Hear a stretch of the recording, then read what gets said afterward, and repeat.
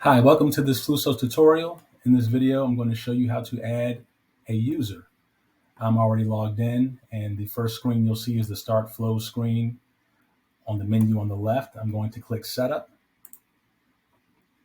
and by default, the first tab that appears is the Users tab.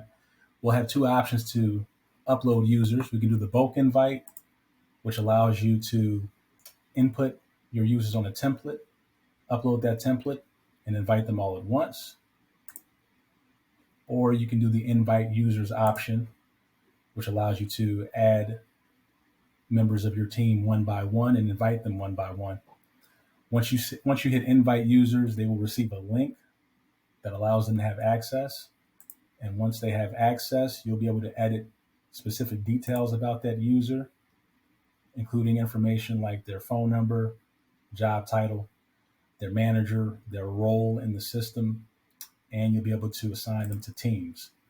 In a separate video, I show you how to add a team. If you have any questions on this, feel free to reach out to us at hello@flussos.com. That's hello@flussos.com. We can schedule a live demo with you, and we look forward to talking with you. Thank you very much.